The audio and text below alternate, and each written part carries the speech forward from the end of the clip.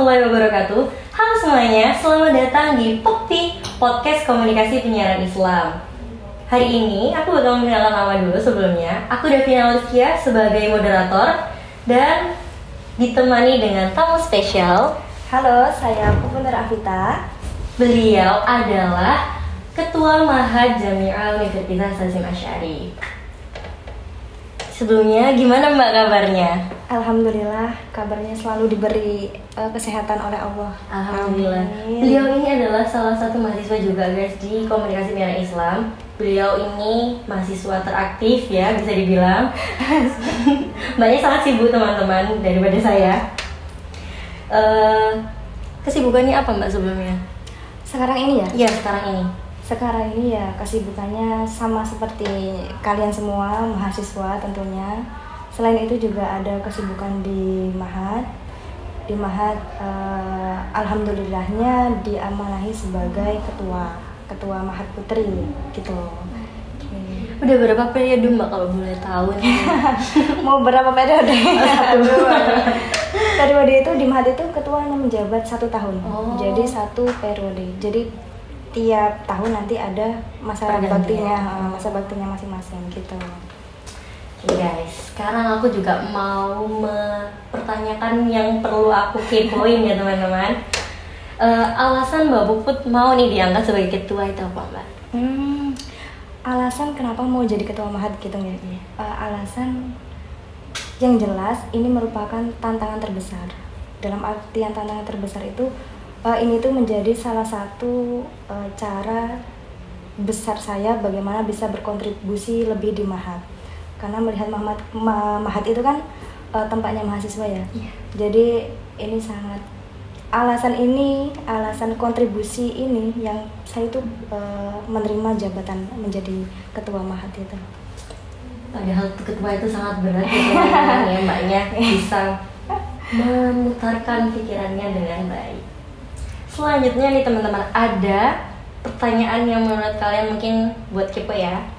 Menurut Mbak Puput, tantangan yang paling sulit buat Mbak Puput menghadapin sesuatu mungkin ya selama menjadi ketua di Mahad. Tantangan paling sulit, paling besar ya. Iya. Apalagi di sini sebagai mahasiswa, itu kadang dalam membagi tugas, entah itu perihal waktu ya, Iya. tugas di perkuliahan, nanti tugas untuk Mahad sendiri, terus tugas pribadi, kepentingan pribadi itu kadang memang di manage waktunya yang agak lumayan harus diperhatikan lagi. Selain itu, terkait tantangan terbesar sebagai ketua Mahad itu koordinasi dengan teman-teman pengurus khususnya ya. Karena di Mahad itu teman-teman pengurus itu semester ada 3, 5, 7. Jadi kita kan punya kesibukan masing-masing. Tapi terkait tantangan terbesar itu pasti selalu ada solusinya. Ya, setiap koordinasi kan pasti harus ada yang dievaluasi. Musyawarah harus ada yang dievaluasi. Jadi tantangan terberat itu tadi waktu sama koordinasi sama teman-teman pengurus. Tapi tetap ada solusinya ya, entah itu dari rapat atau sekedar bikin halako-halako kecil untuk bincang-bincang gimana Mahad ke depannya gitu. Ya pasti ya guys, karena sesuatu itu pasti ada solusinya kalau diomongin bareng-bareng. Iya, betul. Gimana nih Mbak, cara Mbak Puput menyelesaikan konflik atau masalah yang muncul di Mahad? Iya. Cara menyelesaikan konflik di Mahad itu, misal konflik itu timbul dari teman-teman mahasantri ya. Itu pasti misal ada 2 orang yang berkonflik ya. Saya itu membiasakan untuk selalu mendengar dari kedua belah pihak. Jadi ketika menilai sesuatu, kita bisa nemu jalan tengahnya nih. Andai kata kita cuma mendengarkan dari satu pihak, itu kan sudah pasti ternyata kayak gini loh. Ternyata dari versinya ini mengatakan bahwasanya ini yang salah. Saya tidak bisa menyimpulkan dong kalau ini yang salah, kalau A ini yang salah. Jadi kalau konfliknya di mahasantri itu harus tabayun.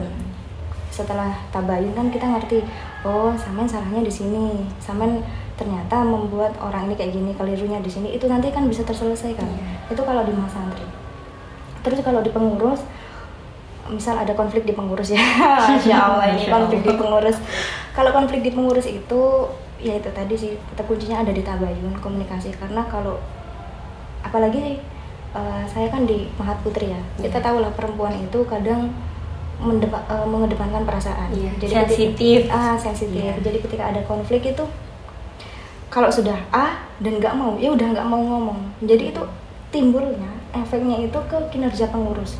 Jadi nanti males mau kumpul nih, ada event momen kayak mau rapat, males ada anak itu kayak ya itu tadi harus ditabayunkan, karena dalam kepengurusan itu nggak bisa terus-terusan kayak gitu, kecuali ketemu dengan orang yang profesional.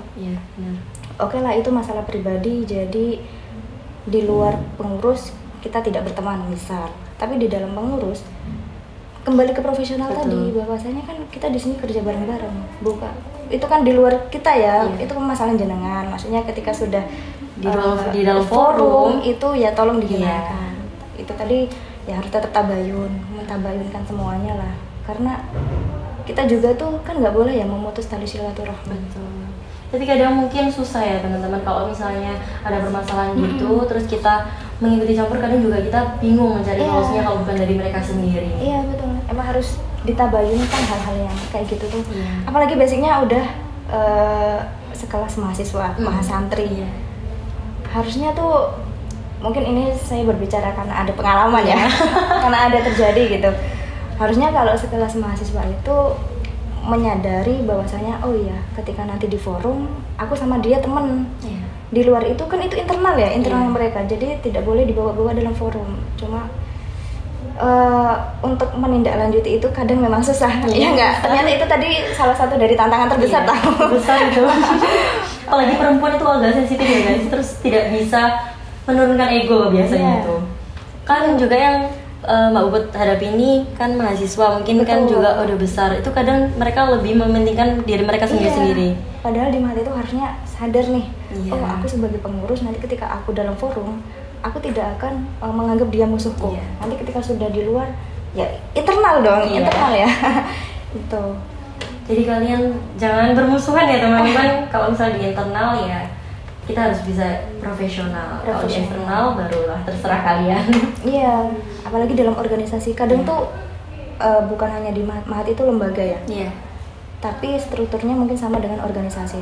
Apalagi kalau dalam organisasi itu kan kita bertemu dengan berbagai macam karakter.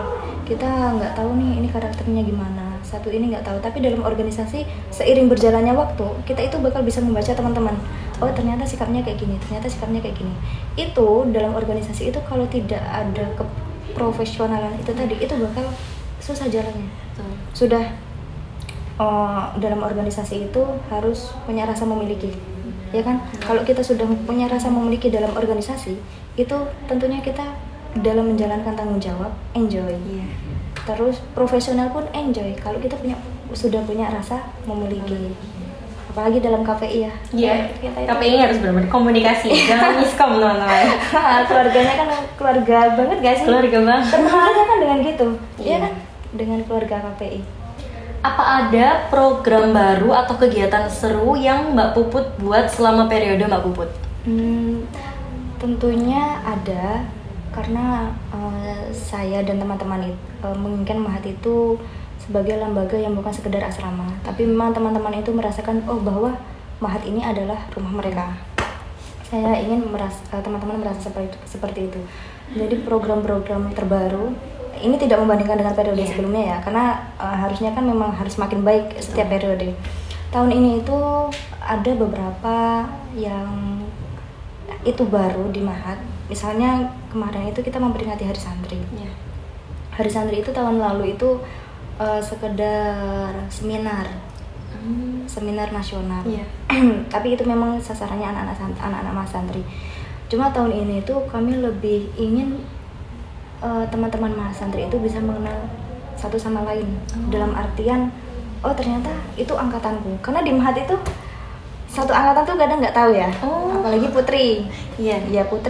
Putra putri sama aja. Makanya kita itu pengen teman-teman tahu bahwasanya ini loh angkatanku. Jadi kemarin itu sempat waktu Hari Santri itu kita ngadain lomba. Itu lombanya besar, termasuk besar di Mahat, dan itu melibatkan seluruh angkatan. Dari angkatan 21, 22, 23, 24, kan ada 4 angkatan. Itu ya lombanya futsal. Seru nggak? Seru dong. Perempuan futsal. Perempuan juga. Perempuan futsal, volley, putra-putri tarik tambang. Habis tarik tambang ada lomba lalaran. Masya Allah. Kitab. Ya.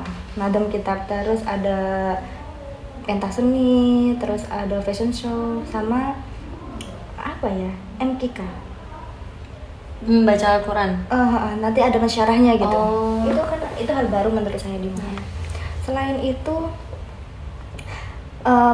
program yang dulu yang bagus itu tetap kita lanjutkan. Ya, pengajian subuh itu cuma lebih terstruktur aja. Sudah lebih tertata. Mungkin bedanya itu tahun ini tuh dibantu oleh teman-teman beasiswa tahfidz dari kampus. Jadi ada beberapa teman-teman beasiswa tahfidz itu dari kampus yang ditarik ya. Bukan dikerahkan, apa ya? Diminta tolongnya untuk mengajar di Mahat. Ya, itu ada beberapa yang tahfidz. Cuma ada beberapa yang memang dalam satu majelis itu ya sudah yang ngajar dari Mahat sendiri gitu. Jadi itu memutarkan ya dari yang sebelumnya. Mungkin yang sebelumnya yang baik kita ambil, sama yang sebelumnya tadi ya, yang baik kita ambil, yang mungkin kita perlu perbarui, kita perbarui lagi seperti itu. Karena pesannya guru di Mahat ya itu tadi, tradisi yang baik itu harus selalu dilestarikan, tapi juga harus selalu perbarui, di apa namanya? Ya itu tadi di upgrade ya. Di-upgrade gitu ya. Harus selalu diperbarui, karena ya kalau hal baik itu bisa dipertahankan, kenapa tidak? Tapi tetap harus ada modifikasi. Harus ada pembaharuan setiap tahunnya. Apalagi Gen Z itu kan suka yang baru-baru, yang kalau monoton tuh pasti Gen Z nggak mau teman-teman. Udah di ujung pertanyaan nih teman-teman, aku bakal nanyain mungkin yang penting ya. Kalau Mbak Puput bisa memutarbalikkan waktu, apa yang ingin diperbaiki selama setahun terakhir ini? Ketika menjadi ketua Mahat, saya itu ingin memperbaiki manage waktu. Karena di manage waktu itu saya kurang bisa mengondisikan. Terus selain waktu, juga saya ingin memperbaiki kontribusi partisipasi teman-teman Mahat, ya sumber daya manusianya. Jadi gimana teman-teman Mahat itu bisa merasakan, oh ternyata Mahat ini benar-benar tempat tinggal mereka. Jadi tidak keluar masuk seenaknya, dan menganggap bahwasanya Mahat itu sebagai salah satu tempat mereka menuntut ilmu. Menuntut ilmu itu kan tidak hanya di kampus ya. Bahkan sekarang itu kalau menuntut ilmu itu kita cari di luar lagi. Selain di kampus kan berarti ada di Mahat. Nah teman-teman itu, saya itu pengennya kalau bisa memperbaiki gimana keterlibatan teman-teman dari semua kegiatan yang ada di Mahat. Kadang memang ada satu momen yang teman-teman itu kurang antusias, atau mungkin itu karena kita menyajikan program yang tidak menarik. Itu tentunya dievaluasi ya.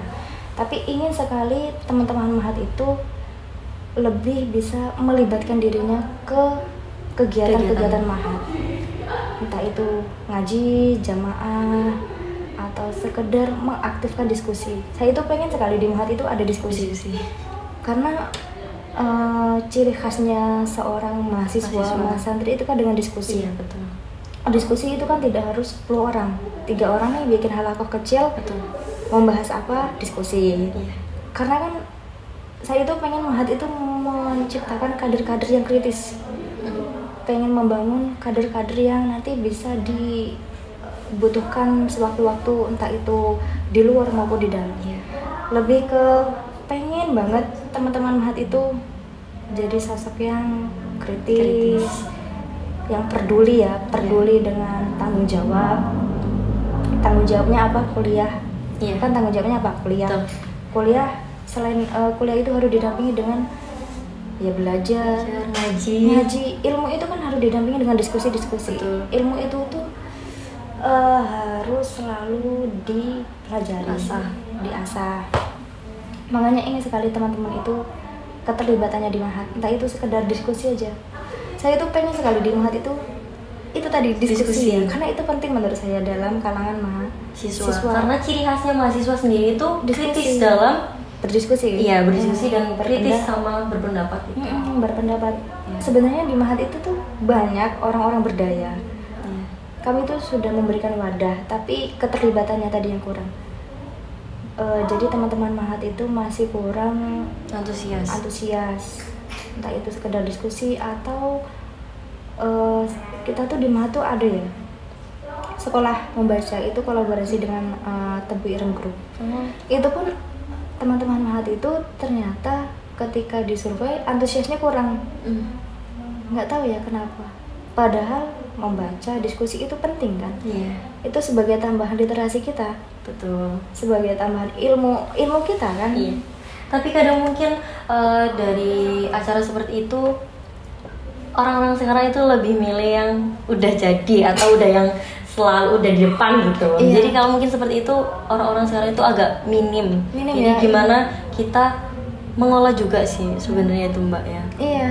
Jadi kalau balik lagi ya, saya itu pengen ada program yang teman-teman itu senang berdiskusi, apalagi Ustadz Yayan itu. Ustadz Yayan itu salah yang suka diskusi. Ustadz Yayan itu kemana-mana selalu membawa buku. Alhamdulillah sekali teman-teman, udah di ujung podcast ini. Ternyata pembahasannya itu sangat seru dan mungkin dari kita sendiri juga bisa mengambil hal yang baik dari podcast hari ini. Terima kasih sebelumnya dari Mbak Puput sudah berbagi cerita dan pengalamannya Mbak Puput. Terima kasih sudah diundang ya. Masya Allah. Ini seru banget ya teman-teman, juga bisa agak menyentuh hati saya untuk masalah berkumpul atau mengutamakan komunikasi. Sekian dari saya dan terima kasih telah menonton. Wassalamualaikum warahmatullahi wabarakatuh. Bye.